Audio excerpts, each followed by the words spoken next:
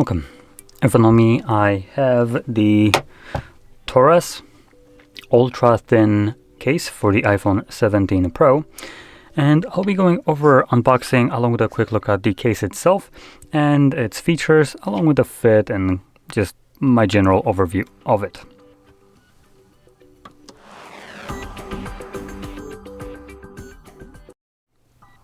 So I'll be completely honest, I hope I got the name of it correctly. I have like 6 of them right here, and they're all labeled in German right here. At least I think it's German. So I think this is the correct one. Fingers crossed. Anyway, inside we get the, well, let me just get rid of this. Get the case itself.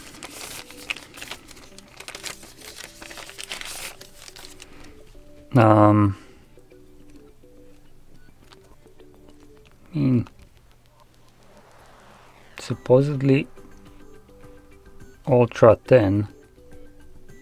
I wouldn't say this really feels like ultra thin, but okay.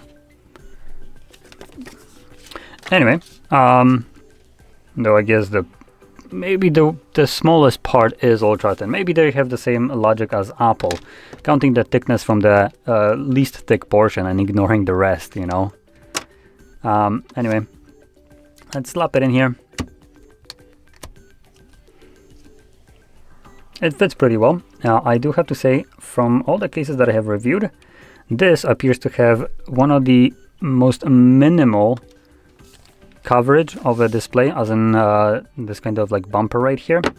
So I don't know if with some pressure your screen might not get scratched, though I am using also a case, not case, but the tempered glass on here, so it adds a little bit of thickness, and there is still just like a minimum amount of lip right here around the perimetry of the device. So all in all, the recession of the display will be most minimal that I've ever had in any case right now.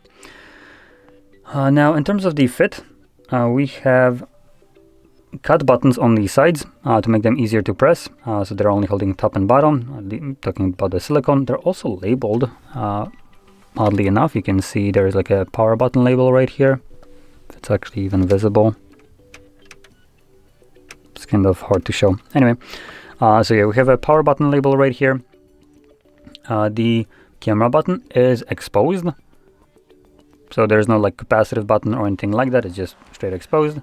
Then on the other side we also have all the buttons covered with the cut sides to make them easier to press. We have the logo or branding right here on the bottom of the case. And then at the bottom we have all the cutouts for our Type-C charging port and also the speakers. Let me maybe make the display a little bit brighter. There we go. So, with that in mind, I want to point out one thing. So if we take a look at this, you can see that the cutouts for your speakers are a little bit off. So they don't cover them. Now on a camera it kind of looks like, for instance, it's covering it right here. It's just the perspective of the camera, so if I kind of like maybe shine a little bit of more light, you can see it's not being covered at all. But it is super close to the cutouts for your speakers, and because of that the sound might be a little bit redirected to the bottom, as this is the display side. So it could kind of bounce from the silicone and be directed more to the bottom side instead of having like an equal cone where the sound is coming from normally. But I'm no sound engineer, so I have no way of testing it out, and it's just a speculation. Now, if we flip it over to the back, I can see we have plastic right here that imitates the same kind of area where you have this glass portion, though unlike some other cases that I have tested, the plastic area is misshaped from the one that is the glass part of the phone itself. Other case that I have tested that attempted the same kind of design actually made it so it's exactly the same place where the glass of the phone is. So it was a little bit more fitted. Here you have like the bezel around the glass, and then you have bezel around the plastic that meets the silicone. So just a little, I don't know how to call it, just attention to detail lacking a little bit here. Also, when it comes down to the coverage of your cameras, we do have a bumper that goes around here, around the plateau, to raise it up so you won't scratch your cameras when you're grinding them down or whatever, because it does give you enough clearance to cover those cameras. Additionally, you can also, with this case, presumably use some kind of lens protector. I applied ones that were very similar or almost identical to what Samsung has with their kind of lens design. So these were individual rings that you just put on here, and those might fit, but some other designs that I've had, let me just bring it up here. Now this one won't be necessarily the one for this device. It's designed for the Air, but there are the same kind of designs for this device as well. So you can see, if I shift it to the side, it is a pretty thick glass, and this would cover the entirety of your plateau. As you can see, with cutouts for instance, just the microphone that would have been here, and other than that, it would obviously protrude a little bit further and interfere with the case itself. So such a lens protector would not work with this case specifically. So one more that would most certainly work is just the glass rings that you put, or more like discs, that you put over the lenses themselves. They're sometimes glass, or most likely they're, I think, more often made out of plastic. So you just have this plastic film that you put over your lenses, and obviously that wouldn't interfere with your case whatsoever. Now, let's grab a thick boy right here, a cable, and we can test out how well it works. So this is one of the thicker cables I can find around here, probably more thicker than what you would have. And just as a comparison, you can see the difference between them in thickness. So this one is substantially thicker, and I'm talking about just the body portion right here. And the reason I'm pointing this out is because your case will add a little bit of additional thickness and clearance. And I just dropped it. There we go. And this one seems to be thin enough to work with it. It's not actually clearing it, so if I bring it up close and bring some more light, you can see that the actual body right here, the casing for the Type-C, is hovering over the silicone right here. So it's not being plugged in all the way, but it's also not interfering with it. This is plugged in all the way. So this case should be good enough. And if you grab a normal cable, like for instance this one, you can see that this just plugs in no problem. There is plenty enough space for such a cable, so no problems here. Now, with the kind of look of the fitting out of the way, let's talk about one of the more important portions, at least in my opinion.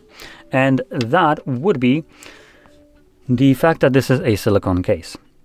So what these cases are prone to is becoming yellow. And let me just bring up... there we go. Okay, there we go. I got some. So this one is still relatively clear, but it's already getting this kind of weird tint to it. It's not, you can see that it's not necessarily fully, don't pay attention to the kind of matte that it's, kind of becoming almost matte finish. Look at more of the color of it. So if I take this off and literally compare them side by side, you can see they have different color tints to it. This one is, I would say, actually closer towards blue color, as in the transparency of it, while this one is clearly towards yellow. This is what actually clear looks like. This, on the other hand side, is becoming yellowish, and you can see that specifically when you shift it to the sides, it's more apparent. And even more apparent is with case like this one. Now this one is not sure why it became matte. It was clear, but it's all silicone. But you can clearly see what I'm talking about, no pun intended. On the sides right here, they are discolored. And I don't mean the frosted look to it. I'm talking about the just general color. Instead of being clear like these ones are, it's yellow. And this is something that you will experience with the case happening over time of using it. And I don't know if this is some kind of oxidation for it or what is happening, but sorry, don't need to be sorry. So I don't know if this is some kind of oxidation or just some kind of grime getting into it or whatnot, but you can't clear this out.